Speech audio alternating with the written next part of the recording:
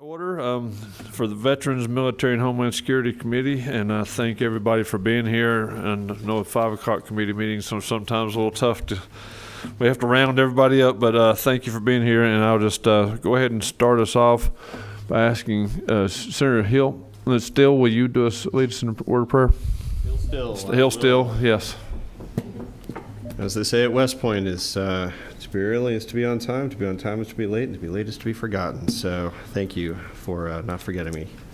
Happy to join the committee, and if you'll please bow your heads. Heavenly Father, thank you for this beautiful day, and thank you for the opportunity to serve your people and for us to serve the veterans of our great state. Please be with us in all that we say and do. In your Son's name we pray. Amen. Amen.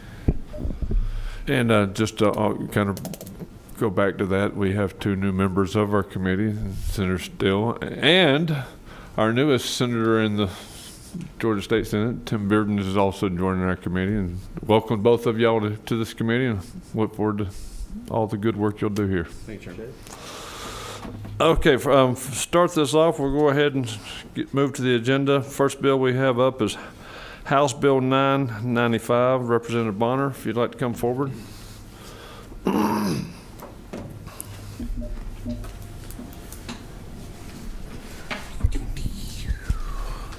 And this is okay,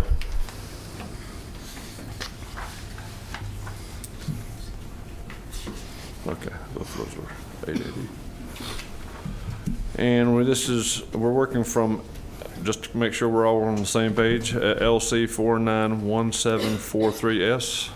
Yes. Okay, go ahead and present your bill, sir. Well, thank you, Mr. Chairman, members of the committee. It's good to be here. Thank you for the opportunity to present the bill. House Bill 995 relates to the ASVAB. That's the Armed Services Vocational Aptitude Battery, which I'm sure a lot of you are familiar with. I did provide for you as a handout basically everything you would ever want to know about the ASVAB. So it's in your hands now.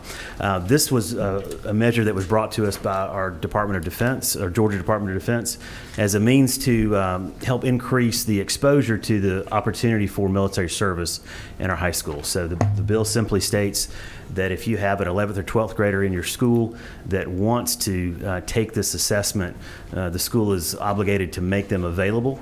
There's no cost to the school or the school system. All of the cost of testing, transportation if needed, and the assessment is borne by the Department of Defense. Mr. Chairman, that's the bill. I'll be happy to stand for any questions. And are any questions? Okay, I've got a couple of questions. Who's Mike 12? Is that? Yes, sir. Thanks, Mr. Chairman. Good to see you, Representative. I am curious, because I'm not well familiar with this program, whether this the score on this test is used in any way in college admissions or anything where it would have an adverse effect. Like if somebody sits for it and they're not prepared for it and they get kind of a crappy score, is that going to be a problem for them later, or is it just purely for if they're going to go into the military later? Good question. So this assessment is purely for consideration of military service. So none of these scores would have anything to do with any kind of college admission process at all.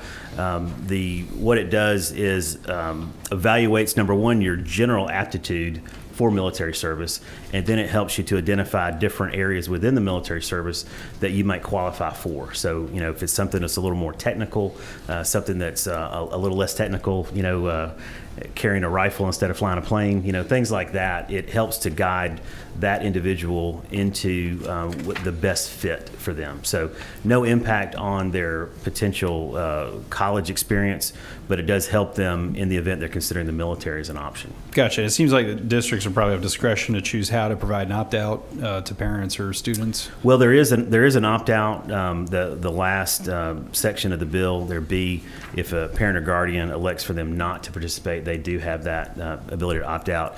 And you did also ask about, if they take it once.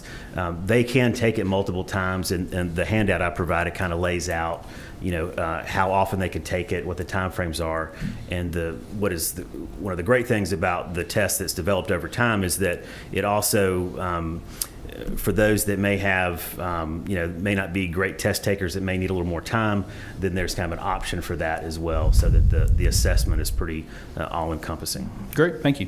Thank you. Senator Kirkpatrick. Yes, thank you so much for helping get this done this year. We serve on the Joint Defense Commission together, and one of the things that we hear a lot from our military folks is difficulties with recruiting. And part of the problem is that not everybody even passes the test or is physically able to participate the way that they should. But not all the school districts offer the test, and so we need more exposure to the test so that we have a broader pool of applicants. So we worked together on this, and it kind of went sideways last year, and so thank you very much for bringing it back this Well, year. thank you, Senator. I appreciate that. You know, the way that I look at it is that this gives not only students but parents just one more tool in their toolkit as to how to make the best decision they make after high school. And so a lot of kids are just not exposed to the opportunity of military service, and certainly it's not for everyone, but it's certainly everyone ought to be able to decide for themselves if it is, and if they're not familiar with the test or the kind of their aptitude for service, then that's one bit of information they don't have. And really, so all this really does is just opens up, lets them know what their options are going forward. If they chose the military, this is Absolutely. where you score, and this is where these would be the option that you could pursue in the military. Absolutely. In my case, I went through on an ROTC scholarship and got exposed to the service that way. But certainly, I'm sure that I took it in high school. I really don't remember, but the more information folks have, I think the better decision they can make. Okay, thank you. Senator Harbison. Yeah, thank you, Mr. Chairman. Appreciate it. Also, let me thank you, Representative Bonner, for bringing this forth, especially in light of the fact that we have a situation where sometimes the recruiting office are falling slightly short in their recruitment efforts because perhaps of this very kind of thing, that people are just not exposed to it enough. So I think this would be a great tool to sort of address that in this particular way. And your service to the country, we certainly appreciate that. But the JROTC people came yesterday. That was a great effort. I think about 800 of them showed up. So this kind of thing, in conjunction with that, would certainly have a multiplier effect. Will hopefully help that recruitment process for our country. Thank you very much. Absolutely. Thank you, my friend. I appreciate that. And, one of the things that I appreciate about the bill and the way it's set up is that, again, it's no cost to the school system whatsoever. All they've got to do is make the kid available, and we'll take it from there. All right, not seeing any more questions, and there's no one signed up to speak to this bill. So, Dr. Kirkpatrick, At the appropriate time, I'd It like to would make be a the motion appropriate to time. pass. got a motion to pass. Senator McLaurin for the second. Any other discussion? All those in favor signify by saying aye. Aye. All those opposed, like sign. It passes unanimously. Thank you, Mr. Chairman, committee. And who's carrying this bill? Senator Kirkpatrick has agreed to do that for us. Okay. Thank you, sir. All right. Now we'll move on to House Bill 880. Representative Ballard, if you'll come forward. Good to see you again. Good to see you again. I feel like I just saw you a few minutes ago. Absolutely. All right, and this is House Bill 880, and this is LC 365783S. Yes. All right, you can go and present your bill, please. Thank you, Mr. Chairman. I've got House Bill 880. It will ease the burdens on our military spouses who follow their service members into Georgia, and it will help protect our military bases and their missions. It does three things. It's going to ensure that Georgia is compliant with the new federal law regarding military spouse licensure. There was a new section of the Service Members Civil Relief Act that was signed in July of 2023 by President Biden. And so I worked with our Defense Department liaison for the southern states to make sure that we are now in compliance with federal law. It meets the Department of Defense requirements regarding the timeliness of licensure by providing a 30-day time limit for to get a Georgia license. And this will ensure we receive the maximum number of points in the DoD ranking system. The Department of Defense ranks states in military friendliness, and one of the categories is professional licensure, and right now we have 0 points in that category. So, which means it puts our missions in danger and even our bases in danger. And it will allow military spouses to work as soon as they get to Georgia. It will be one of the strongest military spouse licensure protection laws in the United States. A couple changes from the current code. Military spouses with a current and valid license in another state will be able to begin the process of getting their license by endorsement before they move to Georgia. So once they have orders in hand that say they are coming to a Georgia military base, they can start the application process.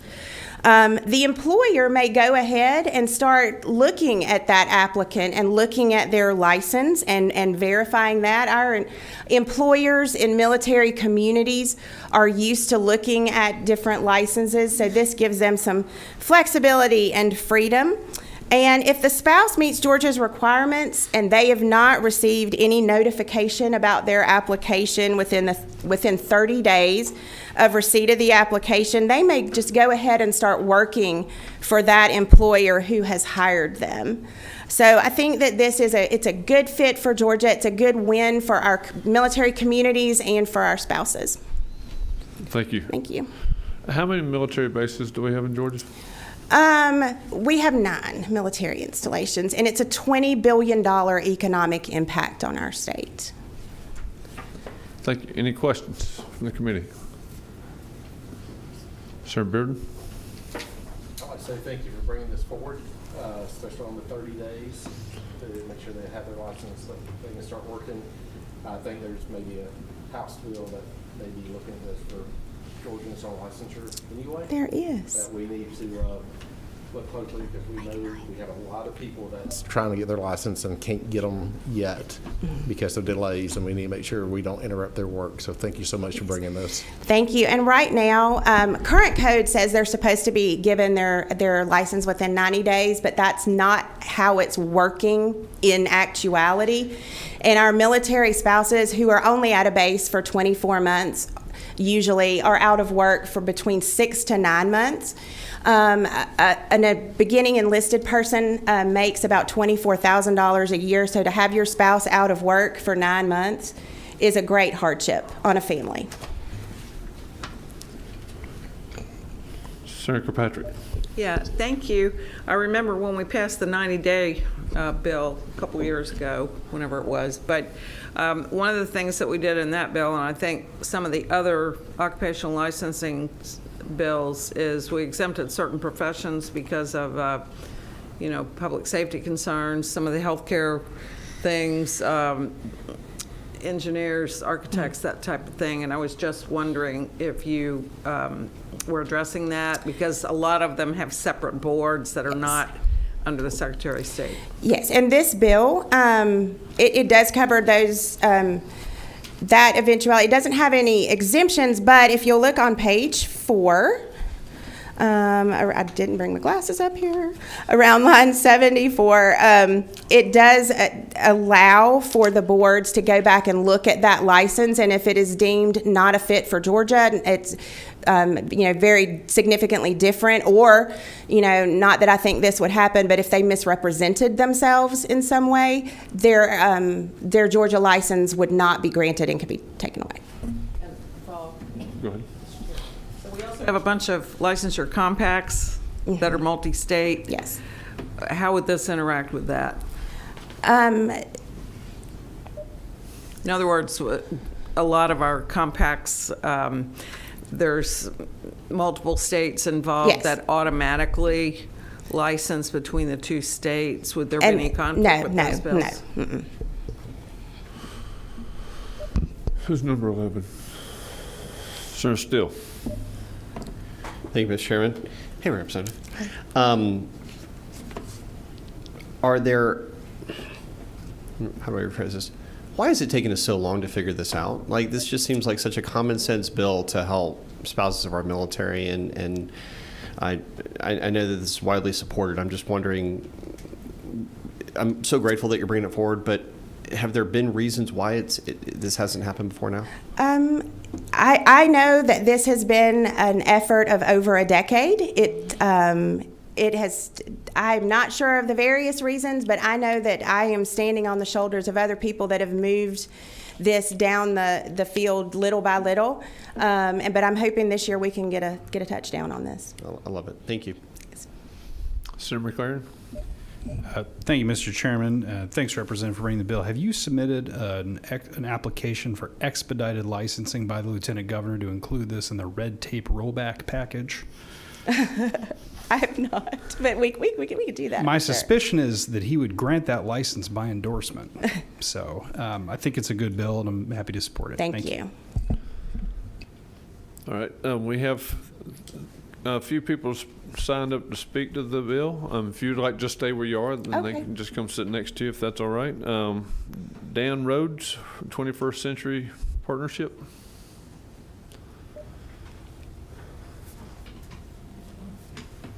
Go ahead, sir. Just pull the microphone down to you. Yes, sir. Thank you very much, Chairman. Committee members, my name is Dan Rhodes, CEO of the 21st Century Partnership. I represent the military members in the Middle Georgia area, so the 11 counties in Middle Georgia, a little bit wider than that, but that's our primary core group.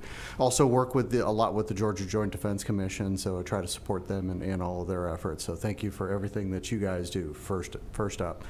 Additionally, some of the things that I would like to add, so I love the idea that, that we're looking to be able to support everybody, but in the end, one of the things that we have to focus on is being a military spouse is one of the only trades where you end up marrying into it, and the federal government then directs that you need to move someplace. So absolutely thank you for your view on supporting the military spouses, and we can certainly address the others in another area, certainly. But in 2021, Department of Defense did a survey of all active duty spouses. One of the things that they discovered that the number one issue that the spouses indicated, and that was 48% of the respondents, was being able to find a job every time they had to transition. Remember, that's about every year to 3 years, depending on the service you're in and what you're doing. That's really difficult to try and do, especially as Representative Ballard, who has been doing an amazing job this year in pulling this bill forward. As she indicated, if you end up waiting 24 or a year to be able to get your license, and we've had some indication that is actually happening now, you only have a year left at your duty station. So, trying to get that job and move that forward is really, really difficult to do. The number two critical need that military spouses indicated is that their secondary concern is loss of income. And that's a pretty big deal. So if you're going from base to base and you're unable to keep up with getting a job as soon as you move to that state and get working, now you're going to be without an income, down to one income. That is really hard for our military troops. So this helps to ensure that those military spouses are able to apply for those jobs initially as soon as they find out that they have orders, and find those jobs, and as soon as they're in the state, they're able to get the job and get moving. That's a fantastic benefit. I do want to say thank you very much for all the support that everybody has had over the years, and making sure that we're supporting the legislation for the military spouses in licensure, as well as all the other military bills. And ma'am, thank you so much for the work that you've been doing. So that's all I wanted to add. Thank you very much. Thanks. Any other questions? You have no questions. Awesome. Thank you. Mr. Sterling from Secretary of State's office. Good to have you here with us. Good to have you here with us. Thank you, Mr. Chairman, members of the committee. Secretary Raffensperger wants me to express strong support for this bill. One of the things it does for us is it makes basically a clear delineation of how we can treat applicants equally across the board. And we are especially fond of the 30-day administrative move on this that allows it to move forward. And there were some changes made along the way that now allows enforcement hooks on there so we can enforce similarly as we do other Georgia licensees. And we're building a new system right now. We do already put military spouses ahead of everybody else who files, but it's a manual system. Basically, it's dropped into a shared drive every morning when they go through. Now we have, in the new goal system, a workflow that you click a button, military spouse, it goes to the top of the line, and they work through. This bill administratively will help us in so many areas. One of the biggest ones is nursing, because we need more nurses to come on board as fast as they possibly can. And secondarily, in the mid-'90s, I served in the Military Affairs Coordinating Committee during that period that we were going through the BRAC. And anything we can do to increase our scores and help us hold missions and bring missions will help the state overall. So we strongly support this bill and are ready to help implement it immediately upon the date of January 1, 2025. And we'll probably start doing some of the processes even before then. Thanks, sir. Thank you. And doesn't appear you have any questions. Thank you so much. Thank you. Good luck. And next we have, is it Cosby Johnson? Did I get that right? You hit it. You hit All it right. on the head. With Georgia Chamber. Mr. Chairman, first off, thank you all for your time. Thank you all for your service. We want to say as the Georgia Chamber, we've been supporting these efforts for a while now. Senator Steele talked a little bit about how long it's been to get this across the line. It's been a piecemeal effort into this bill by Representative Ballard to bring all of those good ideas together.